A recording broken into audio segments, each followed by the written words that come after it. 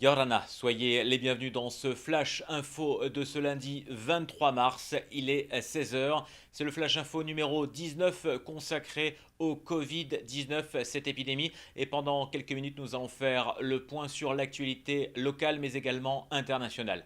On commence tout de suite avec le Fénois et cette annonce que vous avez peut-être suivie ce matin en direct aux alentours de 11h15. Le vice-président de la Polynésie française, Teva Rohfritsch, a annoncé de nouvelles mesures, notamment un revenu exceptionnel de solidarité, la suspension des loyers au péage pendant 3 mois ou encore de nombreux reports de charges. Je vous propose de découvrir quelques-unes de ces mesures lors de son discours. Création d'un revenu exceptionnel de solidarité sur 3 mois. Ça consistera en une allocation de 100 000 francs CP accordée à tous les salariés qui seront en suspension du contrat de travail du fait du confinement pour une durée maximum de 3 mois. La fin de cette allocation sera à la date de reprise d'activité, qu'on espère avant 3 mois, bien entendu, ou au plus tard, au terme des 3 versements mensuels. C'est une indemnité qui sera exonérée de tout prélèvement fiscal ou social, bien entendu. Allocation de 100 000 francs à tous les patentés ayant arrêté leur activité du fait de la situation de crise économique. Un formulaire et un mode opératoire seront transmis aux chefs d'entreprise et patentés dans les délais les plus brefs.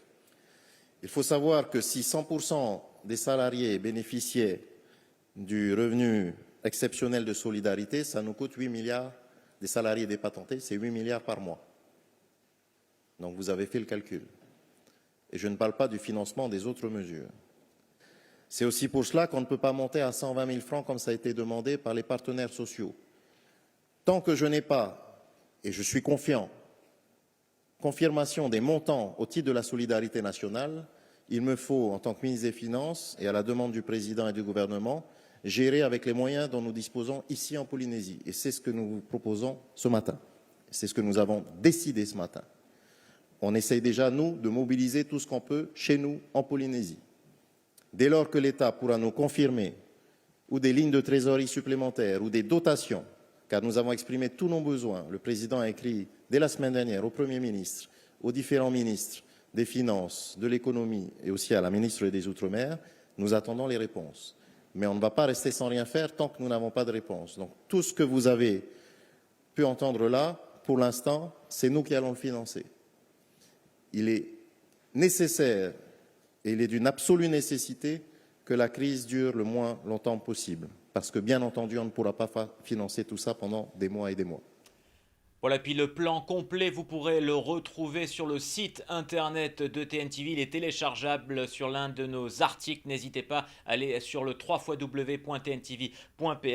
En tout cas, on attend le soutien de l'État français. C'est un appel, bien sûr, à la solidarité nationale.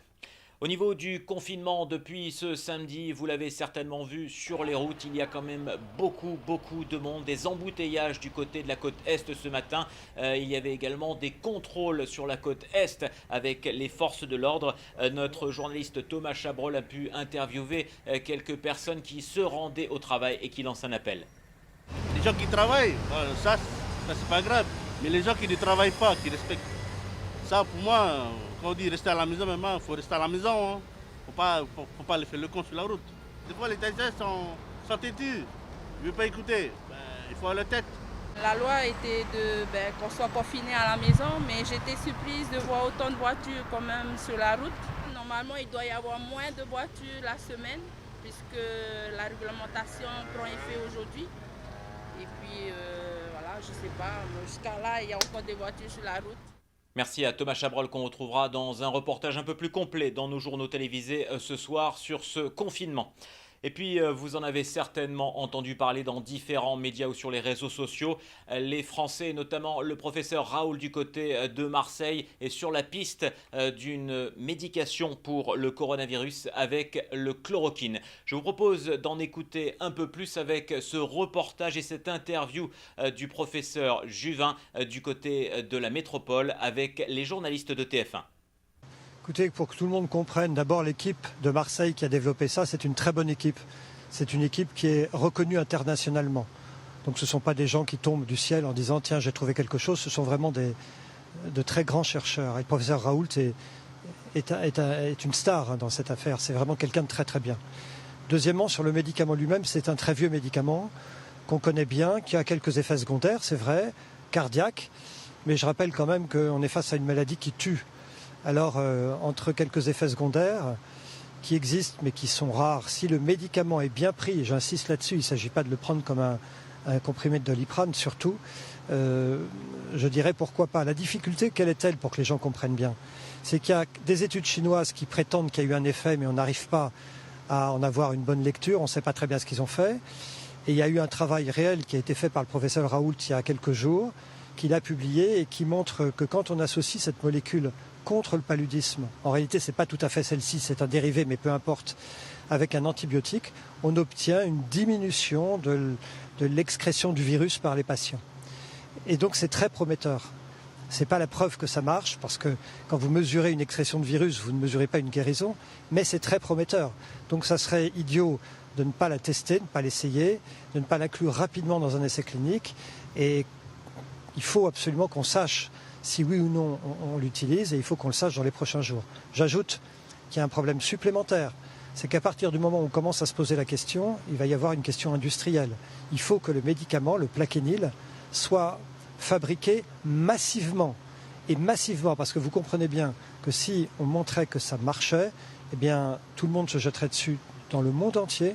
Et il ne faut pas qu'on retrouve avec le Plaquenil, s'il fonctionne, la mésaventure qu'on a eue avec les masques. Mais encore une fois, on est face à une maladie qui tue. Et donc, quand on a une maladie qui tue et pour laquelle on n'a pas de médicaments, il faut vraiment s'offrir toutes les possibilités d'action. Voilà, un grand merci à toute la rédaction de TF1 et ses journalistes pour ce témoignage. Il y a une quinzaine de jours, le premier cas arrivant en Polynésie, il s'agissait de Maïna Sage. Nous avons pu interviewer la députée ce matin, prendre des nouvelles de sa santé. Je vous propose de l'écouter. Yorana Olivier, Yorana TNTV, là c'est le 15e jour, ça va beaucoup mieux depuis 3 jours.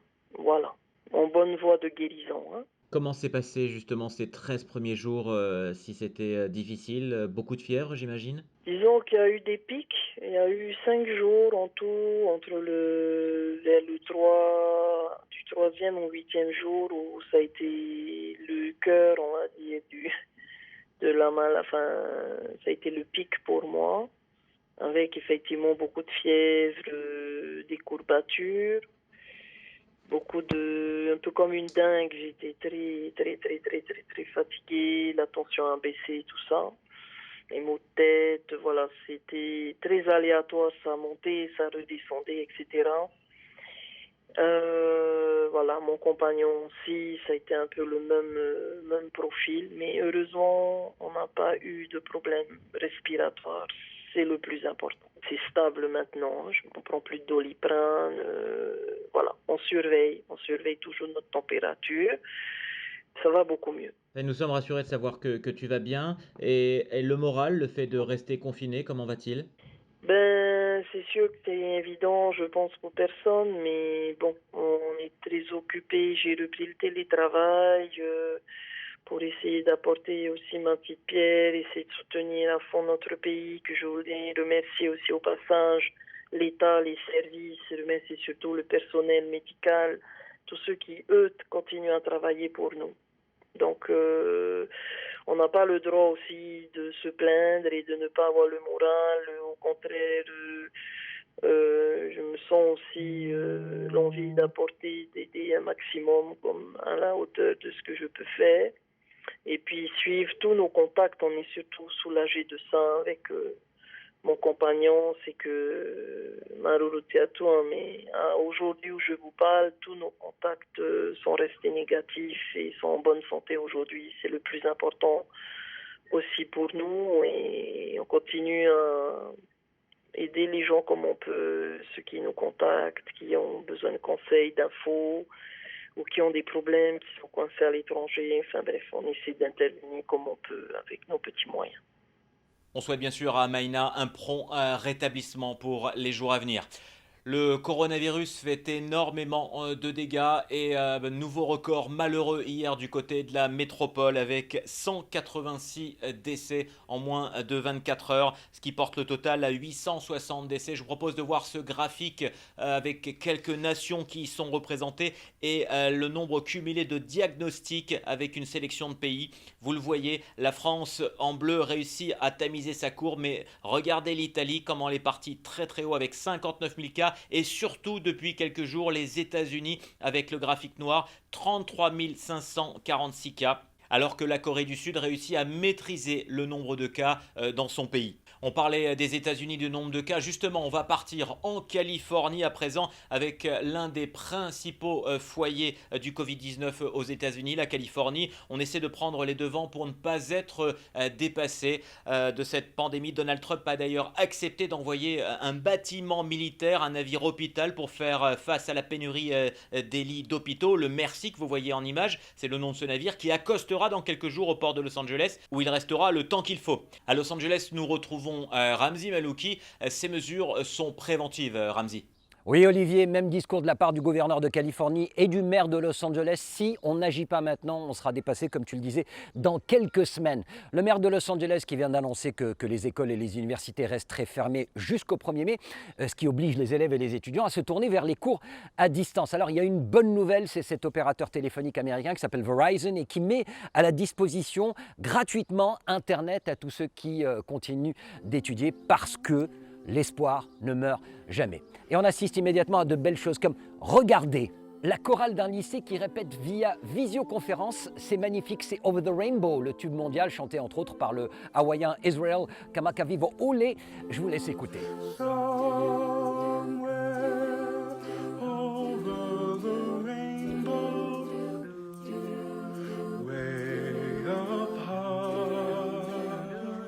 Les stars de leur côté, confinées à la maison, essaient également de remonter le moral des Américains. Elles n'hésitent pas à se montrer en famille. Quelques exemples, on a fait un petit montage. Il y a Jessica Alba, il y a Vanessa Hudgens, Mariah Carey ou encore les enfants du basketteur LeBron James. Love first. Who's more annoying when they're hungry? Look, I just flip the switch.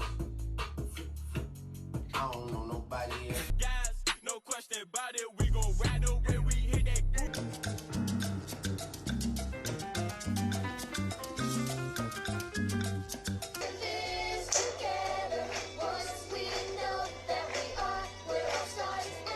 Et puis il y a Gal Gadot, la Wonder Woman, qui elle a fait appel à d'autres célébrités pour chanter Imagine de John Lennon. Alors à chacun son couplet. Je vous laisse avec un petit extrait et je vous dis à demain pour Ciné Nouilles. Imagine there's no heaven.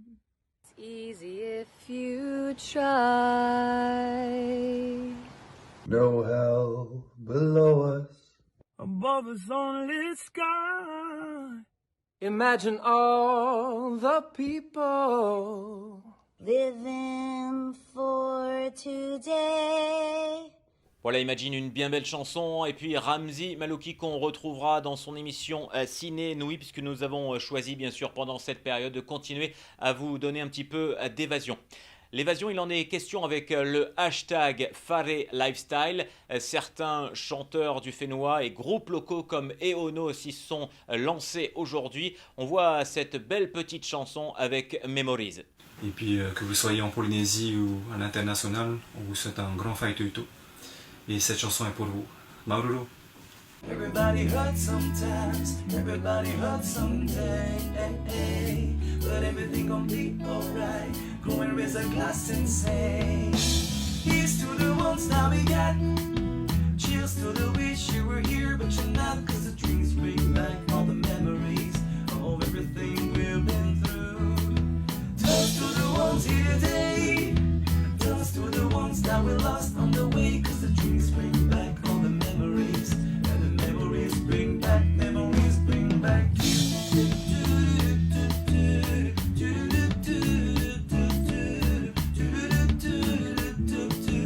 memories, bring back memories, bring back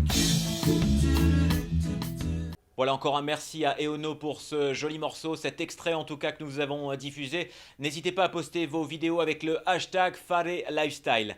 Et puis ce soir à 18h et 18h30, ne manquez pas nos journaux télévisés, toute la rédaction est mobilisée. Vous écouterez notamment Sean Kazé, l'expert international de crise sanitaire qui sera interviewé dans nos JT. Je vous rappelle également que 24h/24 sur le site internet de TNTV, vous retrouverez toutes les informations. Pour les Flash Info, on se retrouve demain à partir de 10h, midi, 13h et 16h pour suivre l'évolution de cette épidémie en Polynésie française. En attendant, bonne fin d'après-midi sur nos antennes.